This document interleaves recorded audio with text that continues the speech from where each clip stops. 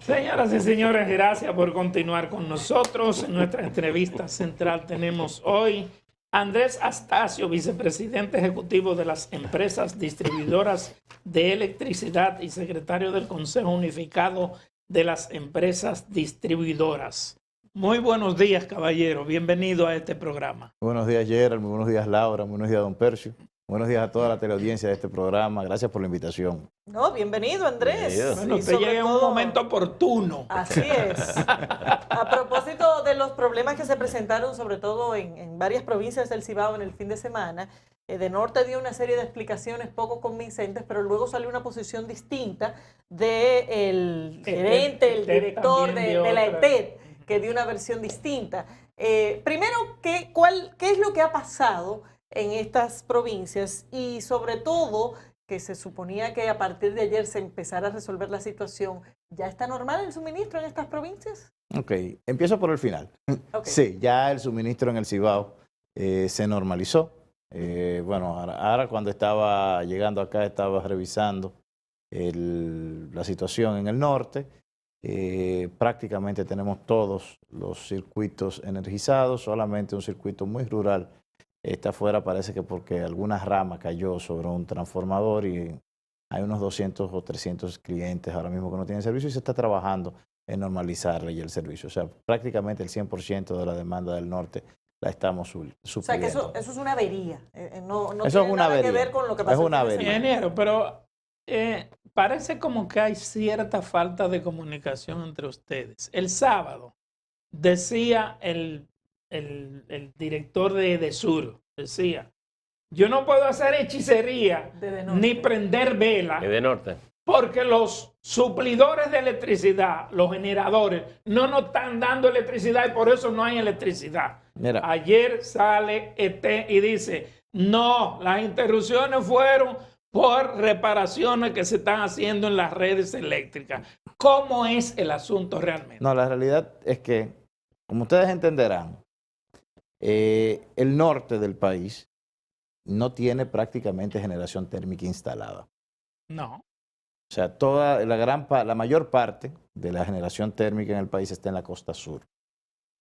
Entonces, esa energía, nosotros no podemos operar el norte de forma aislada. Entonces, esta energía la evacuamos sur-norte a través de la línea de 345 kilovoltios, la cual efectivamente ETED en este fin de semana amplió. Es decir, desde hace años teníamos la línea de 345 kilovoltios a 2 ternas. Es decir, teníamos una autopista de 4 carriles, pero solamente estábamos utilizando 2. En determinados momentos esto generaba un cuello de botella. Entonces, ¿qué se hizo? ¿Qué hicimos? ¿Qué hizo ETED? Amplía, interconecta la segunda terna a la subestación de Bonao 3 y con ello a la región norte, amplía la capacidad de transmisión sur-norte del país de 400 megavatios a 800 megavatios. Esto necesariamente, aunque yo vi en redes sociales algunos genios que decían que se podía trabajar en caliente este tipo de maniobra, no se podía hacer una maniobra de esta naturaleza manteniendo conectada la línea. ¿Por qué no se comunicó previamente? Mira, se comunicó, pero por lo visto no tuvo la difusión que debía de tener para que la población del norte estuviera totalmente edificada. ¿Y al gerente de Norte se le comunicó? Mira, al gerente de Norte tal vez lo que hubo fue una descontextualización. Porque efectivamente, aunque haya capacidad de generación en el sur, si no hay una red eficiente, si hay un cuello de botella en el transporte, no habrá generación en el norte. O falta de información, ¿verdad? Digamos No que una decontextualización. Sí, bueno, porque aquí hay que ver la comunicación hacia el público general, pero también la comunicación de la estructura interna. Como de saber que si hay algo de mantenimiento, yo como director de algunas de las que suplo energía, sé que voy a tener menos energía como para suplir por una razón. Pero bueno, se supone que eso es lo que hace una distribuidora, tener una existencia, por decirlo de alguna manera, y asegurarse de que eso se distribuya. Bueno, el problema de los distribuidores es que no podemos tener una existencia. Porque la energía se Cuando digo consume en tiempo el real. suministro, tener ese suministro y distribuirlo. Exacto. Si va a haber un problema de suministro, Claro, se saberlo supone y que saber lo que no sepa. tienen. Pero a ingeniero, propósito de eso, perdón Geraldino, a propósito de eso, las autoridades eléctricas han dicho, garantizamos el suministro de energía a nivel nacional. ¿Hay algún problema que amenace esa posibilidad? Mira, en este Que se momento... tenga que ratificar ese No, bueno, hecho. lo garantizamos porque en ese momento, tal vez por la falta de información, algunas personas dudaban de la capacidad del sistema. Se llegó a hablar de que no teníamos, de que de que la situación era financiera, que los que había generadores apagados, lo cual no es cierto. Todos los generadores están funcionando, todas las cuentas con los generadores se mantienen al día, como ha sido la política de esta administración desde el 16 de agosto. Sencillamente tuvimos esa situación de que estábamos haciendo una reparación, una ampliación para garantizar el suministro, que lamentablemente, y le pido nuevamente excusas a la población que lo sufrió, generó cortes molestosos. Cuando usted dice que se mantienen al día, ¿es que no hay cúmulo o que ustedes están pagando lo que se ha acordado? No, que no hay cúmulo. Que no hay cúmulo de deuda. O sea, Ingeniero, sencillamente nosotros La estamos energía que pagando se recibe, se paga. dentro de los 30 días en el marco de los Ingeniero, acuerdos y comerciales. dentro de esta generación que ustedes dicen tener, ¿cuál es la situación de Punta Catalina? ¿Está generando lo que se había proyectado medianamente o mucho menos? ¿O está generando realmente lo que se proyectó? Mira, Punta Catalina es la central térmica más grande del sistema actualmente y lo va a hacer hasta que, con Dios mediante, en 2026 entren las centrales de Manzanillo. Es el nodo más grande. Genera sobre los 320, 330 megavatios Cada una de los planes. cada una de las unidades, que es de hecho lo que se esperaba que estas unidades generaran. No, 640 megas. Unos 660, 680. En algunos momentos, dependiendo de las condiciones climatológicas, puede llegar a 700. Y si esa planta generadora está dándole más o menos la energía que se proyectaba, ¿por qué entonces se ha hecho una licitación para negociar? Porque la demanda eléctrica es dinámica y crece todos los días. No, yo digo en el caso de ella.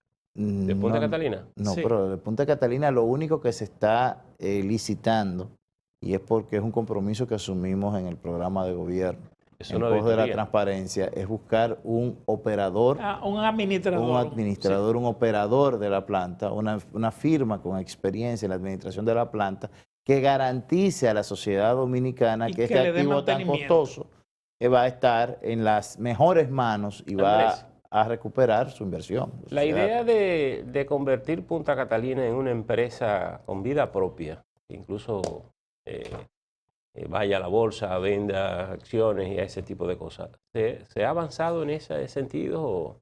Sí, de hecho, ahora mismo se están dando los pasos finales para la constitución de un fideicomiso público, evidentemente porque no está en los planes del presidente de la República que este activo deje de ser propiedad pública, pero sí de un fideicomiso en el cual se le dé personería jurídica a estos activos para que pueda actuar como agente del mercado, eventualmente pueda hacer operaciones tal vez de vender cuotas en los mercados de valores, eventualmente no está todavía en ningún tipo de plan, pero sí, ya vida Punta Catalina, en este trimestre esperamos que ya tenga vida propia como sociedad. Ingeniero, ¿cómo están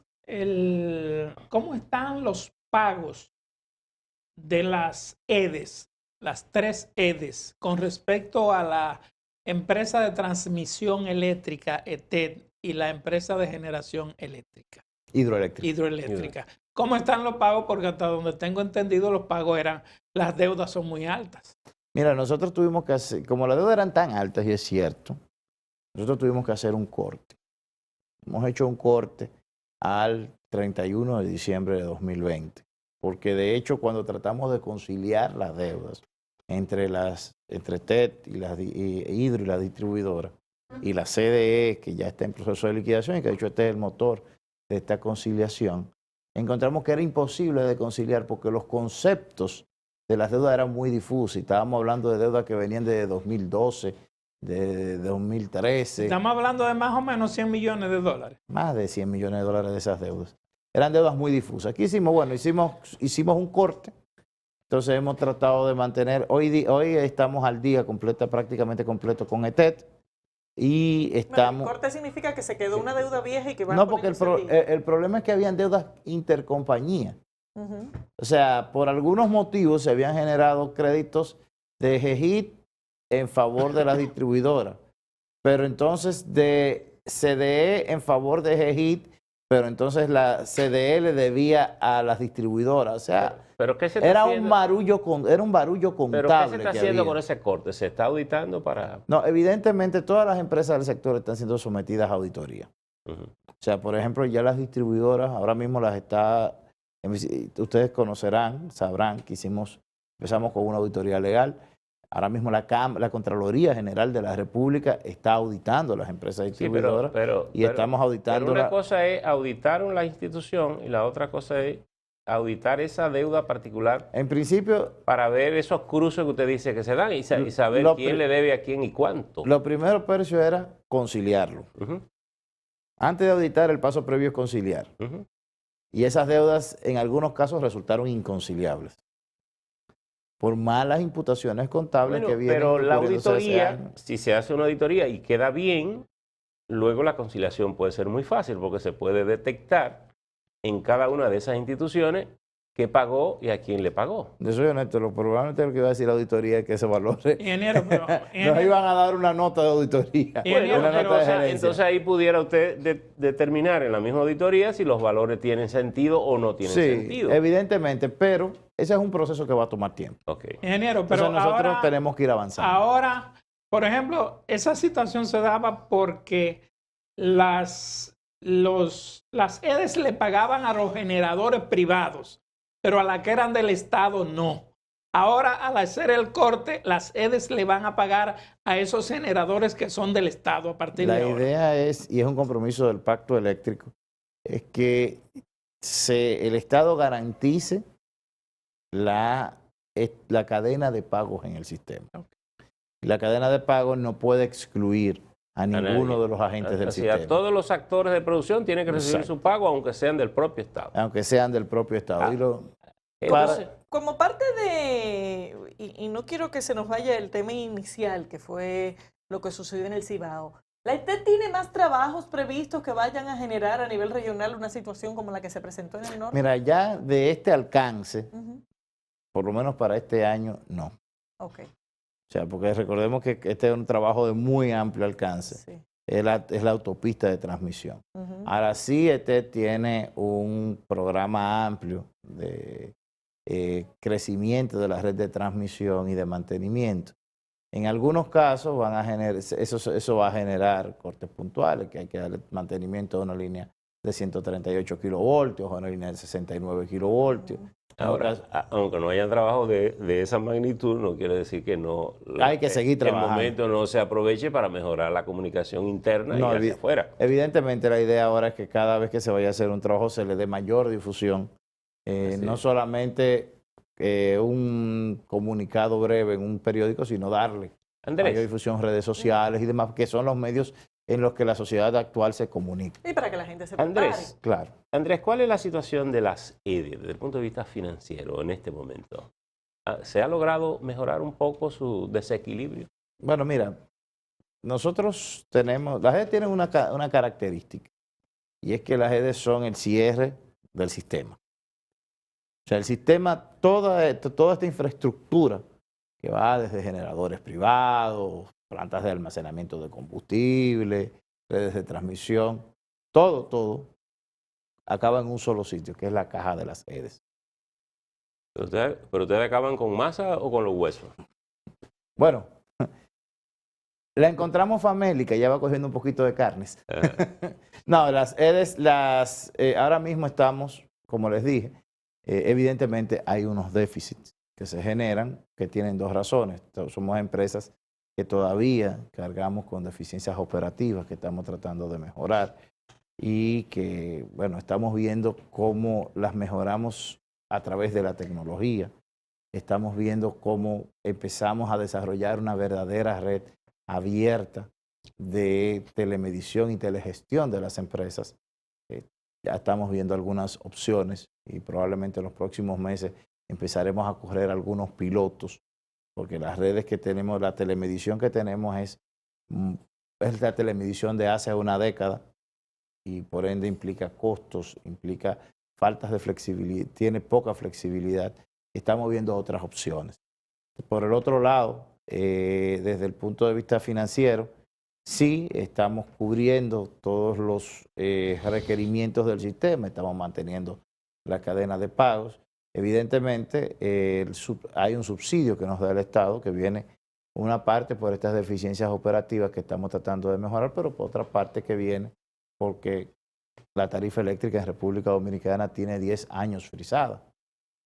O sea, nosotros el otro día hicimos un análisis y aquella frase de que pagábamos la tarifa eléctrica más cara del mundo quedó completamente desfasado. Hoy por hoy en República Dominicana pagamos la tarifa eléctrica más barata de la región. Ingeniero, ustedes han situado el proyecto destinado a Manzanillo. Supongo que eso tiene que ver con gas natural, ¿verdad? Sí, por ahora sí. Entonces, aparte del gas natural, ¿en qué proporción está contemplado el incentivo o el crecimiento de la producción de energía eléctrica fuera de esa área? Estamos hablando de los otros tipos de energía en virtud de la ley de energías renovables. Mira, la estrategia energética que ha definido el presidente de la República es bastante clara. Nosotros queremos en el largo plazo tener un sistema eléctrico basado en fuentes renovables para lograr la independencia energética del país. ¿De cuánto mega estaríamos hablando que se podrían incrementar? Bueno, mira, como es en el largo plazo, hay que ver también el desarrollo tecnológico. Hoy por hoy, nosotros entendemos que el país tiene potencial en la tecnología actual de unos 1.200 megavatios más. Evidentemente no pueden entrar todos juntos, tienen que entrar en fases para que el sistema los pueda ir asimilando. Porque la demanda eléctrica, por ejemplo, este año nos va a crecer un 6, un 7%, pero el crecimiento vegetativo, el crecimiento usual de la demanda eléctrica en el país es entre un 3 y un 4%. Ahora, y para que tengamos una idea, la demanda eléctrica en el país ya supera los 3.100, probablemente este año cerremos los 3.200 megavatios. ¿De cuánto va a ser el subsidio este año? Este año el subsidio va a ser de unos 880 millones de dólares, unos 59.000 millones de pesos total. Va a ser muy inferior a lo que ha sido en los últimos años. Para que tengamos una idea, lo que pasa es lo que yo dije el otro día. Antes una diferencia que tenemos es que nosotros tratamos de que todos los números sean transparentes. O sea, el compromiso con la transparencia nos obliga a imputar cada cifra en el total de las cifras en la columna donde iba. Este año el total del subsidio serán 59.000 millones de pesos dominicanos, incluyendo los pagos que hace lo que recibió la CDE en el primer semestre para el cierre de sus operaciones. Que son unos 150 millones de dólares menos que lo que había sido en el gobierno del PLD. No, dependiendo del año. Con relación al año 2020 son unos 200 millones de dólares menos, pero con relación al año 2019 es prácticamente la mitad. Ingeniero. O sea, si comparamos año operativo contra año operativo, el subsidio es la mitad. Ingeniero, muchísimas gracias por conversar con nosotros, muy amable de su parte. Muchísimas gracias a ustedes por la invitación. Gracias. Gracias, Señores, ingeniero. despedimos a Andrés Astacio y de esta forma también despedimos la entrega del día de hoy. Gracias por la sintonía, nos vemos mañana.